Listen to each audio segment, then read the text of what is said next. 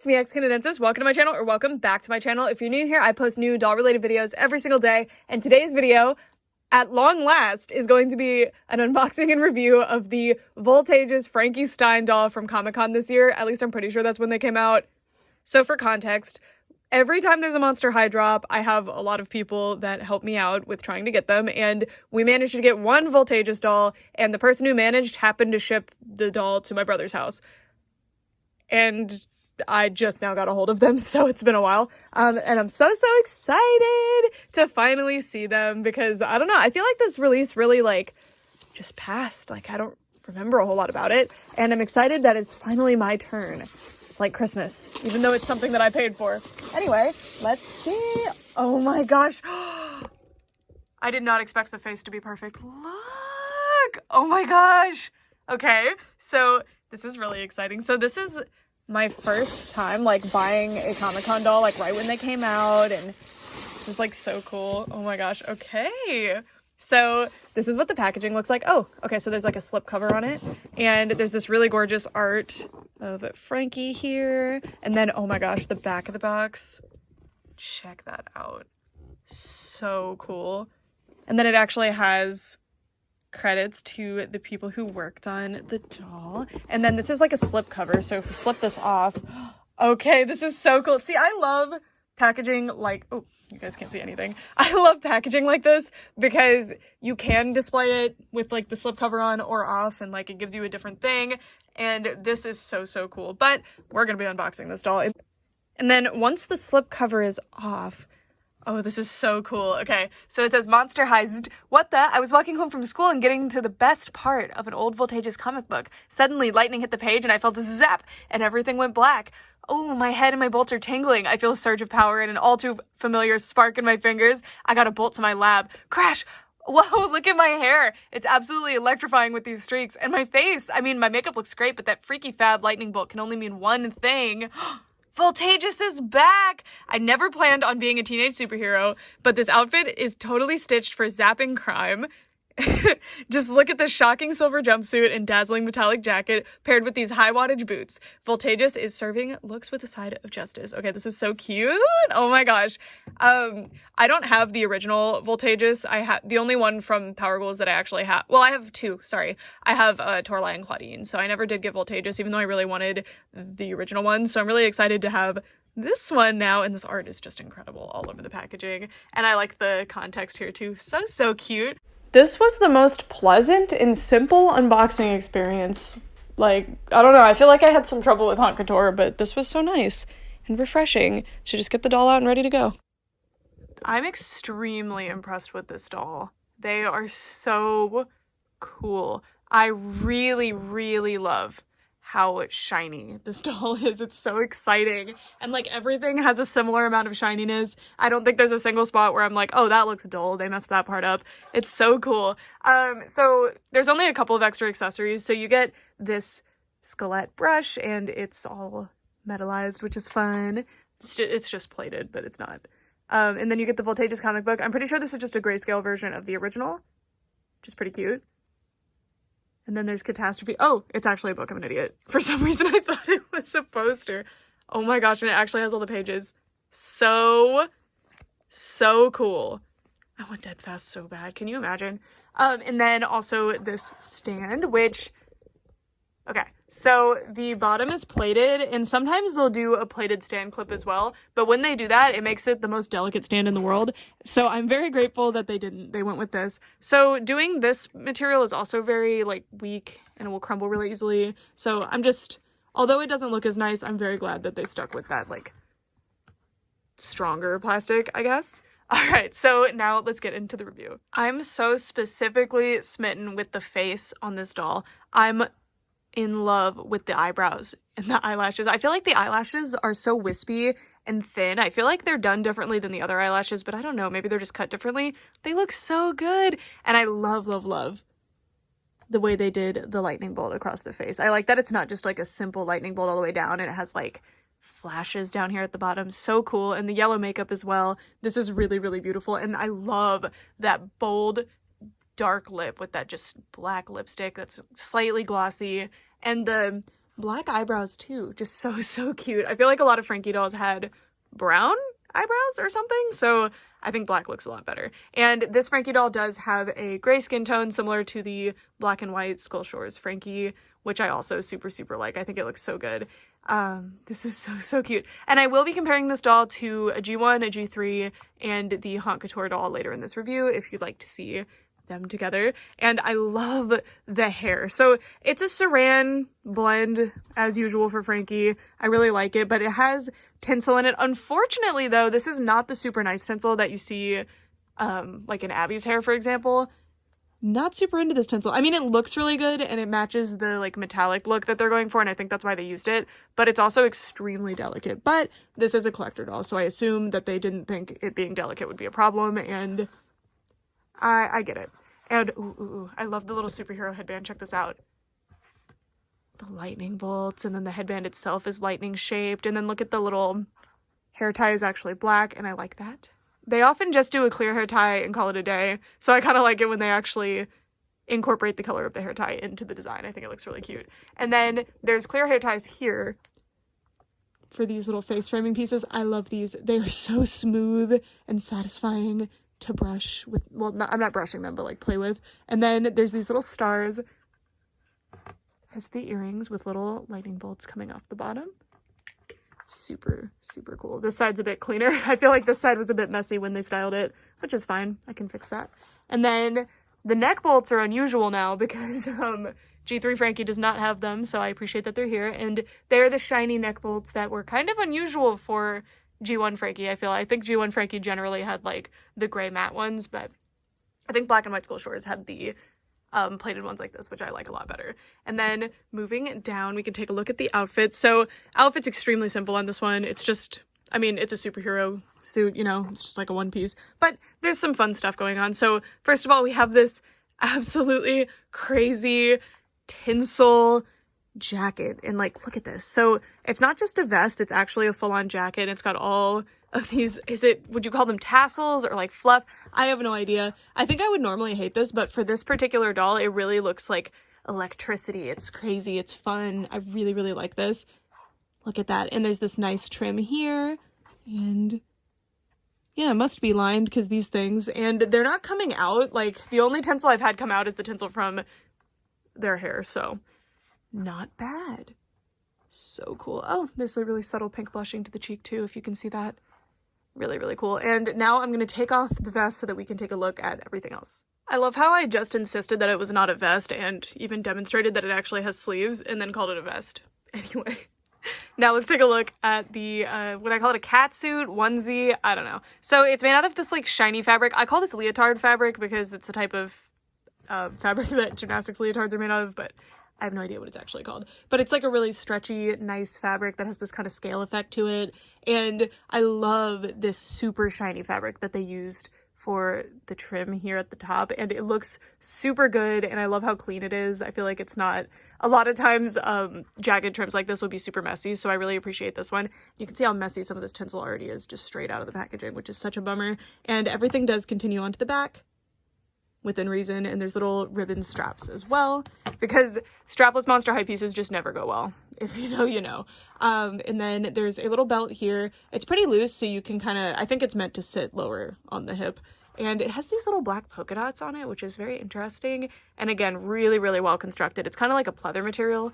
I very much like it. And then I wanted to show you the gloves, because this might just be a lapse in my G1 collection, but I feel like none of mine have gloves that have a painted design like this. Isn't that cool? It's a star with stitches and a little lightning bolt coming out, and both of them have that.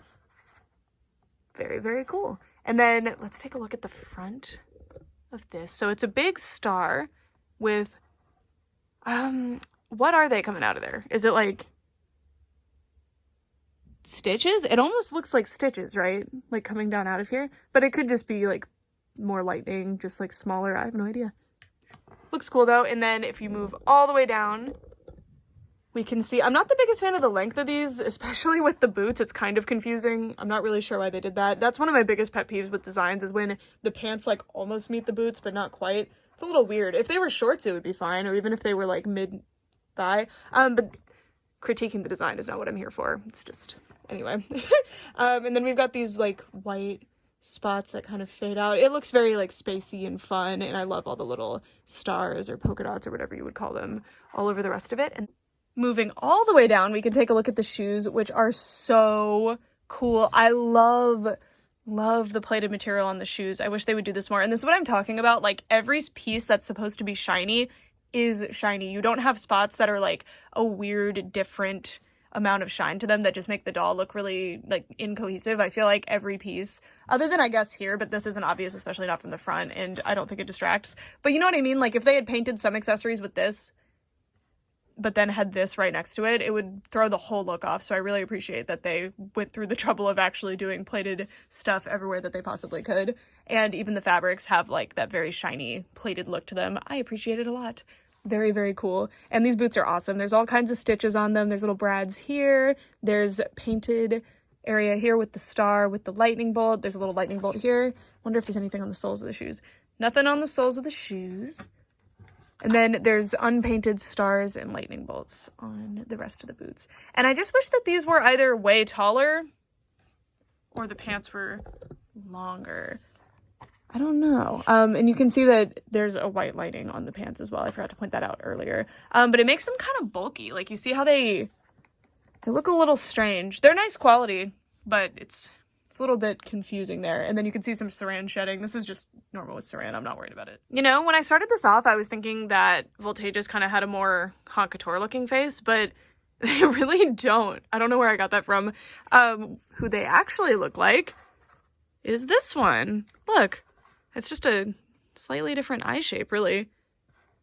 That's the doll that they look the most similar to in my collection anyway. This is one of my favorite Frankie dolls they ever made also, so it's really cool. And I think this was my first or second Frankie I ever had. I'd have to like really think about it. Unfortunately, the hair on Frankie dolls yellowed over time from the glue, but I did get all the glue out of there. You can see that it's nice and bouncy. Super cute. I think what is actually going on here, though, is that there's two different screening styles for Frankie. You can see the difference here. So you could get a lot of Frankie dolls with this face, but I think this is one of the only ones that I actually have that has that particular screening style. Yeah, pretty cool. And then you can see next to Haute Couture, very, very different. I think I actually prefer this face. I really loved Haute Couture Frankie I love Haute Couture Frankie, let me be clear, but I really loved Haute Couture Frankie's face in the original, like, reveal pictures, but I feel like they didn't end up with the best face by this point. And then I brought over this one just for fun. This is the Real Drama one. God, I love Real Drama. I wish that release had gone better because I only have two of them. Like, I have not done a great job. I do have Dracula on pre-order, but I have a feeling that that's going to get canceled, unfortunately. But yeah, very different looking here. Extremely different. And then I also just brought over a G3 Frankie for fun. Extremely different here. So cute. So cute. I'm thoroughly impressed with this Frankie doll. I did not expect to like this one this much. I remember there was a lot, it's been so long, but I remember there was a lot of negativity around this release being kind of lackluster, and I'm inclined to agree because what was this doll, like $60, $75? I remember at this point, again, it's been like half a year. But I think that this is a really nice doll. One thing I will say, though, is that this is not only meant to be a Comic-Con doll. I know they also sold them online, but I'm pretty sure they were made to be a Comic-Con exclusive. I appreciate that they sold them online a lot, don't get me wrong. I hate that Monster High collector dolls are all extremely limited, extremely hard to get, but they won't tell us the edition size or give us a COA. I'm not the type of person who needs to know I have like a super rare doll and I need to know the exact amount or anything, but the reason a doll like this costs $60 or $75 or how much they cost, and this doll costs like $25, is because this doll was made in higher quantities.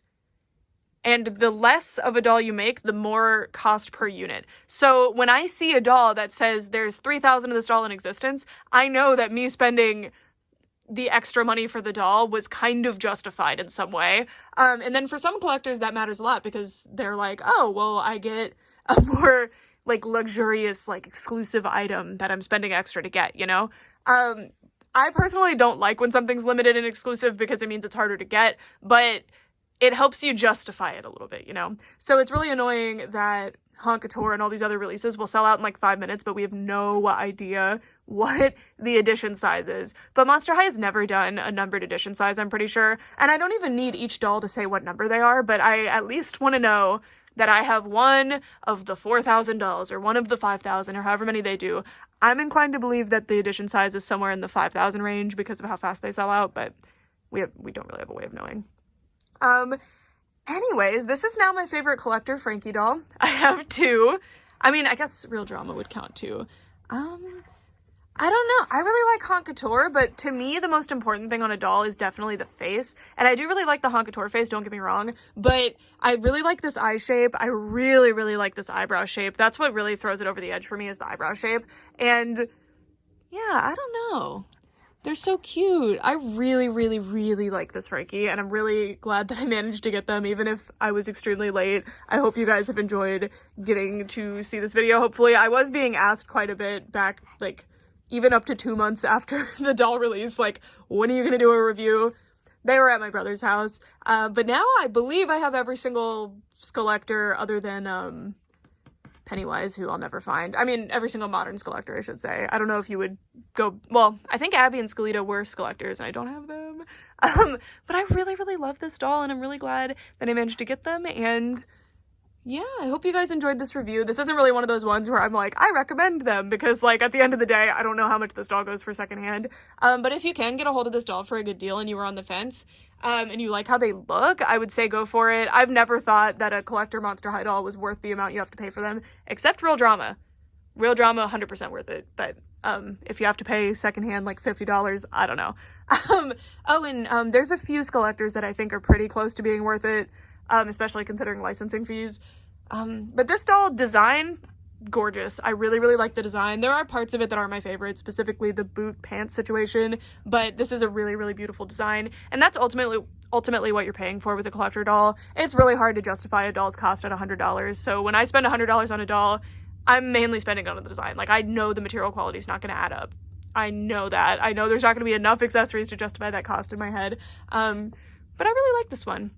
I'm very happy to have them in my collection, and yeah, that rounds out my year with Monster High collector dolls. At least I think it does anyway. And yeah, maybe I could find a really good deal on one I'm missing tomorrow. I don't know.